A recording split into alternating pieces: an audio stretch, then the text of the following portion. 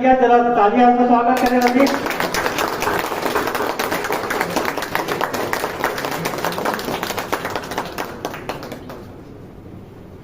और एक जोरदार नारा देंगे मेरे साथ, भारत माता की जय, भारत माता की जय, जय भीम, जय भीम।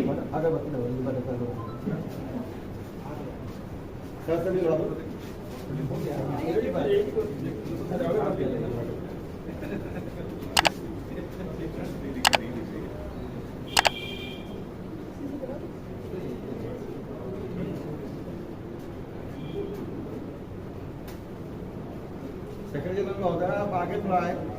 राघवेंद्र जी आप अंदर आगे आए थोड़ा।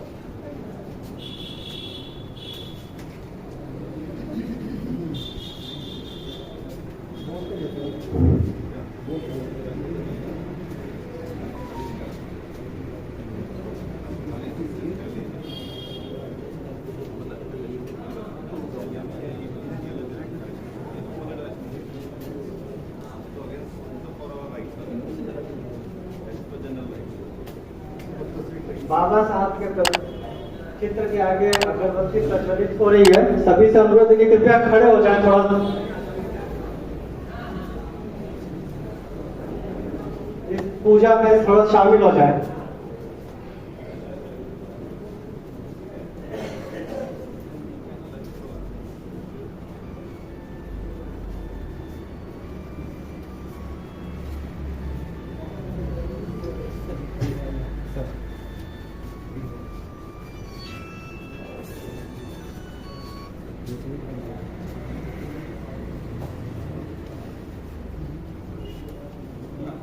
This one, this way, this one come, this one come. Thank you.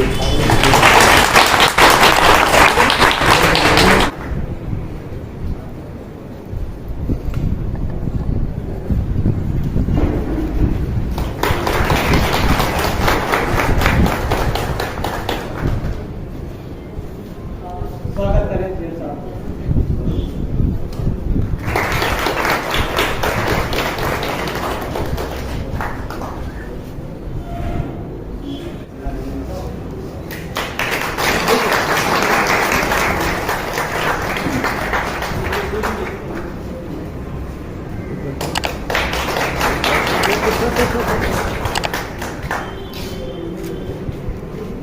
जी का स्वागत करें।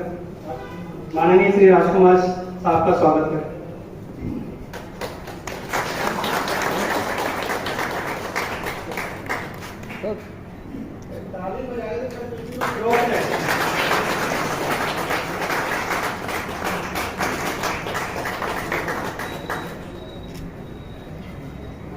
आकर आए और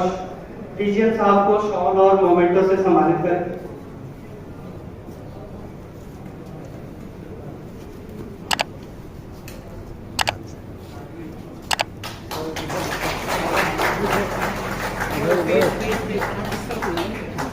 सब्जी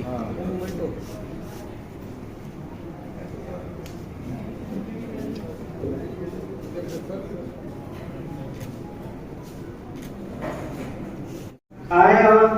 जीबी सिन्हा साहब का मोमेंटम दे करके स्वागत करें।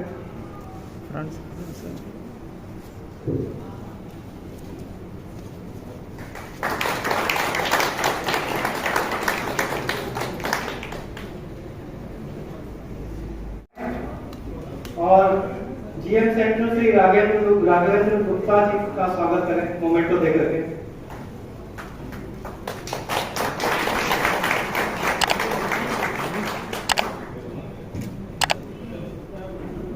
क्षमा चाहता हूँ।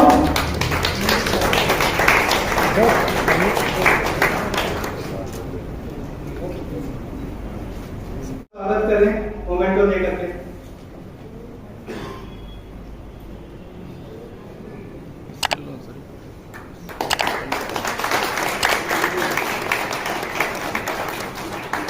मैं गुरु साहब से निवेदन करूंगा कि वो आए और केसकर साहब का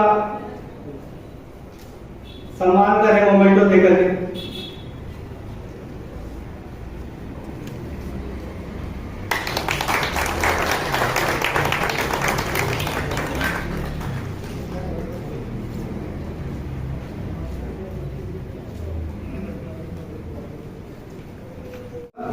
इसी के साथ हमारे आदरणीय माननीय श्री चीफ गेस्ट साहब श्री मुकेश चौहान साहब से अनुरोध करूंगा कि वो आए और 2 शब्द। बहुत बहुत धन्यवाद।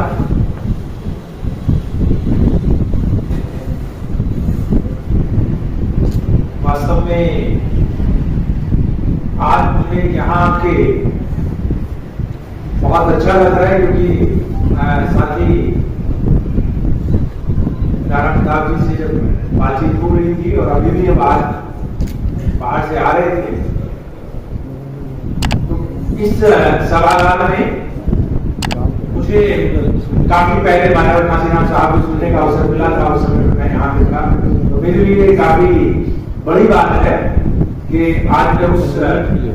जगह पे, उस मंच पे अपनी बात रख रहा हूँ जहाँ पे मानव काशीराम साहब ने बात को रखा था। वास्तव में इस तरह के अवसर हमें कनेक्ट करते हैं, हमें अपने उस आंदोलन की याद दिलाते हैं, और फिर जब हम देखते हैं कि federation of Bahujan telecom organisation, तो ये भी अपने आप में अलग है। शायद आज भी ऐसा हो सकता है कि इस तरह के नाम के साथ जहां पे बहुजन शब्द एम्प्लॉइज फेडरेशन के साथ जुड़ा हुआ हो, कम आपको देखने को मिलेंगे। या तो रेसिडेंट्स की फेडरेशन होते हैं या होते हैं, लेकिन यहाँ पे आपने बहुजन शब्द को स्थान दिया है। मैं कह सकता हूँ कि एक ऐतिहासिक जगह है, ये एक ऐतिहासिक अवसर है, और बहुत ही महत्वपूर्ण लोगों के साथ मुझे अपनी बात को रखने का मौका मिला है। तो मैं सबसे पहले जो हमारे ऑर्गेनाइजर्स हैं, जो इस मुहिम को, बाबा साहब के उस आंदोलन को, बाबा साहब के संघर्ष को, बाबा साहब के आंदोलन के संघर्ष की जो लोग है उसको जलाए रखे हुए हैं, तो मैं उनका भी बहुत अभिवादन करना चाहूंगा, उनको भी अपनी तरफ से बहुत बहुत अभिनंदन करना चाहूंगा, क्योंकि हम एक विशेष अवसर पे यहाँ इकट्ठे हुए हैं, और इस विशेष अवसर पे, विशेष जगह पे हैं। तो मंच पे जो हमारे अधिकारी और बैठे हुए हैं, हमारे जो मूवमेंट में हमारे साथ हैं, और एक बड़ा आयाम इस समय पे देश के अंदर है, जहां पे बाबा साहब अम्बेडकर के जो कॉन्ट्रीब्यूशन है, उनका जो आंदोलन है, वो निश्चित रूप से बहुत तेजी से बढ़ रहा है। इसलिए जब इस तरह के संस्थानों में हम उस दिन को, उस अवसर को याद करते हैं, तो फिर एक परिवार का मिलन सा भी होता है, क्योंकि यहाँ पे ऑफिस में निश्चित रूप से काम करते होंगे, और सभी लोग मिलजुल के जिस तरह की व्यवस्था भारतीय संविधान के द्वारा की गई है कि जो 1950 से पहले की व्यवस्था थी, उसको अलग करके हमने पूरे समाज को एक परिवार के रूप में, पूरे देश को एक परिवार के रूप में गढ़ने का प्रयास किया है, जिसको बाबा साहब नेशन बिल्डिंग का प्रोजेक्ट बताते हैं, राष्ट्र निर्माण की प्रक्रिया बताते हैं। तो यहाँ पे हम लोग इकट्ठे हैं तो राष्ट्र निर्माण की प्रक्रिया में ही है, और सब अपनी पुरानी जो हमारी पहचाने हैं, हमारी पुरानी जो लॉयल्टीज है, प्रतिबद्धताएं हैं, उनको भूल के हम एक नए भारत के निर्माण के रूप में, एक आधुनिक भारत के निर्माण के कार्यकर्ता के रूप में यहाँ पे हैं। इसलिए जो हमारे साथी, खासतौर पे हमारे जो सभी अधिकारी हैं, मैं उन सबका भी बहुत बहुत अभिनंदन करना चाहूंगा, अपनी तरफ से स्वागत करना चाहूंगा कि वो इस विशेष अवसर को प्रायोजित करने में उन सबका निश्चित रूप से बड़ा योगदान रहा होगा। साथियों, क्योंकि हम 132nd बर्थ एनिवर्सरी बाबा साहब की सेलिब्रेट कर रहे हैं, ये काफी लंबा समय है, और बाबा साहब को भी 1956 से लेके अब तक मतलब एक अच्छा खासा समय गुजर चुका है, जिसमें हमें आकलन करना है, अपने आप से हमें चीजों को समझने का प्रयास करना होगा कि वो चीजें जिन या वो सिद्धांत या वो आंदोलन या वो उद्देश्य जिनके लिए ये सारी की सारी कवायद है, ये सारी की सारी लड़ाई है, ये सारा का सारा आंदोलन है, उन उद्देश्य को प्राप्त करने में हम कहां तक सफल हुए हैं। तो पहली बात तो यही, क्योंकि हम देश की जो धड़कन है दिल्ली, और दिल्ली की धरती जो कनॉट प्लेस है, कनॉट प्लेस में आज हम ये बात कह पा रहे हैं, ये बात कर पा रहे हैं, तो एक पॉजिटिव नोट के साथ इस बात को शुरू करूंगा कि हमारा अराइवल, हम निश्चित रूप से एक मुकाम पे पहुंचे हैं, हम निश्चित रूप से हमने उस सफलता के आयाम को, सफलता की सीढ़ी को चढ़ना शुरू किया है। ये बात सही है कि मंजिल बहुत लंबी है, मंजिल बहुत महान है और उसमें अभी काफी हमें आगे चलना है, लेकिन जो अभी तक का हमारा सफर रहा है, जो अभी तक का हमारा सफर रहा है, वो भी कोई कम खूबसूरत नहीं, वो भी कोई कम महान नहीं रहा है। क्यों? क्योंकि पिछले अगर 2-3 या बाबा साहब जब जिंदा थे 1956 तक की अगर हम बात करें, तीसरी पीढ़ी की अगर हम बात करें हमसे, तो उनके समय में और आपके समय में बहुत परिवर्तन आया है, बहुत जबरदस्त तरीके से हमने अपने आप को सिद्ध किया है इस देश दुनिया के सामने कि जो वंचनाएं, जो समस्याएं, जो जातिगत समस्याएं हमारे सामने थी, जिस तरह का की व्यवस्था बनी हुई थी, उस व्यवस्था को ना सिर्फ हमने धक्का बताया है, उस व्यवस्था की जो बेड़ियां थी उनको ना सिर्फ हमने काटा है, बल्कि उन बेड़ियों को काट के एक खूबसूरत सफर में हम चल निकले हैं। और उसी का परिणाम है कि आज जो बाबा साहब की विचारधारा है, जो बाबा साहब का जो आंदोलन है, उसको मैं कह सकता हूं, तो ये जिम्मेदारी के साथ मैं कह सकता हूं, क्योंकि पिछले एक महीने से मुझे भी इस तरह के अनेकों सैकड़ों तो ज्यादा हो जाएंगे, लेकिन हाँ फिर भी लगभग 50 कार्यक्रमों में हिस्सा लेने का अवसर मिला है पिछले एक महीने के अंदर, और ये उत्तरोत्तर चलता जा रहा है, ये बढ़ता जा रहा है। तो ये कहीं ना कहीं इस तरह आप इसको महसूस कर सकते हैं कि अब बाबा साहब एक विचार के रूप, बाबा साहब का जो व्यक्तित्व है, उनका जो आंदोलन है, उनका जो संदेश है, वो एक विचार के रूप में आगे बढ़ रहा है। और देश के अंदर शायद ही कोई ऐसा गांव होगा, देश के अंदर शायद ही कोई ऐसा मोहल्ला होगा, कोई गली होगी, मैं कहता हूं कि कोई ऐसा घर शायद ही होगा जिसको पिछले एक महीने में बाबा साहब के विचारों को थोड़ा बहुत ग्रहण करने का अवसर ना मिला हो, जहां पे इस तरह के कार्यक्रम आयोजित ना किए जा रहे हो। वो चाहे सरकारी ऑफिस हैं, चाहे आप कह सकते हैं कि यूनिवर्सिटीज हैं या कॉलेजेस हैं, उन सब जगह पे आंदोलन काफी तेजी से बढ़ा है। और जो व्यक्ति इस सब के पीछे है, बाबा साहब का जो अपना एक अलग शख्सियत है, उनकी जो अपनी एक अलग पहचान है कि ये किस तरीके से चीजें बढ़ती जा रही हैं। हम जानते हैं कि जब आंदोलन की बात करते हैं तो 1932 के बाद से, 1932 एक भारत में, खासतौर पर भारत के सामाजिक आंदोलन के संदर्भ में बहुत महत्वपूर्ण ईयर 1932 वो साल था जब पूना पैक्ट हुआ, और उस पूना पैक्ट का बहुत इंपॉर्टेंट रोल रहा है, बहुत इंपॉर्टेंट भूमिका है हम सबको यहाँ पे पहुंचाने में। लेकिन उसकी एक सामाजिक पृष्ठभूमि भी है, और उसका जो राजनीतिक रसूख था वो सारा, तो आप देखेंगे कि 1932 से लेके 1980 तक, लगभग 1932 से 1980 तक लगभग 50 साल का जो पीरियड है, उसमें बाबा साहब के 2-2.5 साल उनको निकाल दिया जाए, 1947-48 से लेकर 1951 तक जब वो लॉ मिनिस्टर थे और संविधान का निर्माण हुआ था, उसमें भी कोई बहुत सुगम चीजें नहीं थी उस तरीके से उस पूरे अनुभव में। लेकिन 1932 से लेकर 1980 तक बाबा साहब को वास्तव में इस देश में वो पहचान नहीं मिली जो पहचान मिलनी चाहिए थी। और अगर आप थोड़ा और डीप स्टडी करेंगे तो अखबारों ने, मीडिया ने लगभग बाबा साहब को एक तरीके से साइड में कर दिया, उनका अनादर नहीं किया, और जो पढ़ाया गया हम लोगों को, जो किताबों में लिखा गया, उसमें भाई अंग्रेजों के गुलाम हैं, देश हिंदुइज्म के या धर्म के विध्वंसक हैं, और इस तरह की बहुत सारी बातें उनके खिलाफ कही गई। ये वो पीरियड था जब आंदोलन हमारा नीचे की तरफ बढ़ रहा था, लेकिन उसमें अभी उस तरह का उभार नहीं आ पाया था। लेकिन 1980 के बाद से, 1980 और 1990 के दशक में इस आंदोलन में जबरदस्त उछाल आता, और इन 10 सालों में आप देखेंगे कि इन 10 सालों में इस तरीके से हुआ कि 90 तक आते आते डॉक्टर अम्बेडकर को भारत रत्न से नवाजा गया, पहले से ही उनकी पार्लियामेंट में एक स्टैचू लगी हुई थी, लेकिन अंदर बाबा साहब का तैलीय चित्र लगाया गया, फिर यूनिवर्सिटीज बनाई गई उनके नाम से और बहुत सारी चीजें हुई। और ये अचानक कैसे हो गया, मतलब इतनी जल्दी कैसे हो गया कि जिस व्यक्ति को आप जिस व्यक्ति का नाम लेना नहीं चाह रहे थे और उसमें कोई विचारधारा की बात नहीं थी, उसमें कोई ये नहीं था कि कोई A B C D right left centre या कांग्रेस किया बीजेपी वाले लोग जो है वो विरोध कर रहे हैं, मतलब सभी लोगों ने एक तरीके से एक सहमति बना के उनको इग्नोर करने का प्रयास किया। लेकिन 90 के दशक में ये चीज मजबूती से 80 के दशक में खासतौर पर बहुत तेजी से बढ़ी और अब स्थिति ऐसी आ गई, पिछले 30 साल में आप देख सकते हैं कि स्थिति ऐसी आ गई है कि सबकी मजबूरी बन गई,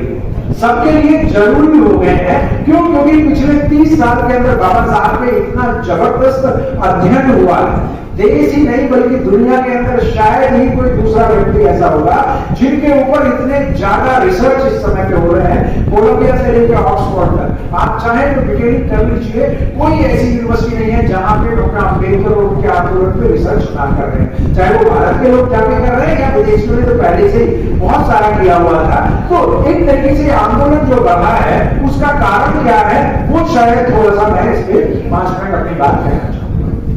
कि साथियों क्या ये अचानक हो जाएगा इस तरीके से, क्या अचानक इस तरीके से चीजें बढ़ने लगी? ये अचानक नहीं बढ़ती, हर चीज का अपना एक पेस होता है, हर चीज का कोई ना कोई कारण होता है। और ये कारण था 1970 के दशक में जब आंदोलन हमारा एक बार नीचे की तरफ जा रहा था। जो लोग आरबीआई को जानते हैं, दलित तंत्र को जानते हैं, वो समझते हैं कि किस तरीके से आंदोलन हमारा नीचे की तरफ गया था 1970 के दशक में। लेकिन उसी समय में एक बड़ा काम हुआ कि देश के अंदर जो हमारे वो साथी जिनको 1932 में पूना एक्ट और बाद में संविधान का जो की स्थापना हुई, संविधान का जो निर्माण हुआ, उसके बाद से जो प्रावधान बने, कॉन्स्टिट्यूशनल सेफगार्ड्स हमें जो मिले, संवैधानिक प्रावधानों की वजह से, संवैधानिक सुरक्षा की वजह से हमारा एक बड़ा तबका शिक्षा की तरफ गया। हमारे बहुत सारे परिवारों में, बहुत सारे लोगों ने इस चीज को अपना बेसिक रेस्पॉन्सिबिलिटी समझा कि परिवार के बच्चों को कोई चीज हो ना हो, लेकिन बच्चों को शिक्षा दी जानी चाहिए। और जैसे जैसे शिक्षा दी गई उसका परिणाम ये हुआ कि 70 और 80 के दशक में, 60 के दशक में भी कुछ हद तक बहुत सारे लोगों को सरकारी नौकरियां मिली। बहुत सारे लोगों को सरकारी नौकरियां इसलिए मिल पाए क्यों? क्योंकि सरकारी नौकरी का प्रोविजन था, सरकारी नौकरियों के लिए कॉन्स्टिट्यूशनल सेफगार्ड्स थे जिनको आप रिजर्वेशन के रूप में याद रखते हैं। लेकिन वो एक ऐसा समय था जिस समय पे अभी मैं भी, अगर मेरी अभी नौकरी लगती है तो मुझे कई बार लगता है कि भाई शादी है, बच्चे हैं, परिवार है, उस पर ज्यादा ध्यान दिया जाता है। लेकिन हमारे पास 70 के दशक में आते आते ऐसी पीढ़ी हमारी तैयार हो गई, 70 के दशक में आते आते इस तरह का एक वर्ग तैयार हो गया और उसने अपनी जिम्मेदारी समझी कि सिर्फ मुझे अपनी रोजी रोटी की सुविधा नहीं करनी है, हमें सिर्फ अपने बच्चों की सुविधाएं नहीं करनी है। अगर ऐसी ही बात होती तो बाबा साहब भी 1932 से पहले ही लगभग या 36 तक आते आते मान लें कि जो उन्होंने अपना बलिदान दिया, अपने बच्चों का बलिदान दिया, मां रमाई का बलिदान दिया, जिस तरीके से हम अपने परिवार की जिम्मेदारी निभाते हैं, जिस तरीके से हम अपने बच्चों के लिए शिक्षा और घर की व्यवस्था और बाकी सारी चीजें करते हैं, अगर डॉक्टर अम्बेडकर भी इसी तरीके से अपने परिवार के लिए ही अपनी विद्वता का, अपनी क्षमताओं का इस्तेमाल करते तो फिर बड़ा मुश्किल हो जाता, हम सबके लिए बड़ा मुश्किल हो जाता। कई बार मैं कहता हूं कि अगर बाबा साहब भी हमारी तरह ही होशियार होते, समझदार होते, तो वो भी अपने बच्चों के लिए इस तरह की व्यवस्था करते, वो भी अपने बच्चों के लिए प्लॉट खरीदते, बच्चों के लिए आलीशान मकान बनाते, उनको पढ़ने पढ़ाने के लिए सारा पैसा खर्च करते। लेकिन बाबा साहब तो हमारी तरह समझदार नहीं थे, बाबा साहब तो हमारी तरह इतने होशियार नहीं थे, तो उन्होंने तो उस चीज पे अपने व्यक्तिगत परिवार की तरफ इतना ज्यादा ध्यान नहीं दिया। लेकिन अगर कहीं वो इतने समझदार हो जाते जितने हम में से ज्यादातर आज हैं, तो हमारे लिए बड़ी मुश्किल हो जाती। तो इस बात को हमारे बहुत सारे साथियों ने समझा, इस बात को बहुत सारे साथियों ने समझा और उसी का परिणाम था कि पर्सन लाइक मानव काशीराम साहब, उन्होंने जो एक पे बैक टू सोसाइटी का कंसेप्ट हमें डेवलप करके दिया, बताया कि भाई हमारी जो पोजीशंस हैं, हम चाहे बीएसएनएल में है, एमटीएनएल में है या देश के किसी भी संस्था में है, जहां कहीं पे भी है, हमारी जो पोजीशंस है, ये positions mister A B C D को नहीं मिली है, ये पोजीशन हमें मिली है उस समाज का सदस्य होने के नाते। यहाँ तक जो हम पहुंचे हैं तो ये पोस्ट राजकुमार के लिए एडवर्टाइज नहीं हुई थी, ये राणा प्रताप जी के लिए एडवर्टाइज नहीं हुई थी, ये एक विशेष वर्ग के लिए एडवर्टाइज हुई थी और उसमें हम यहाँ तक पहुंचे हैं। इसका मतलब ये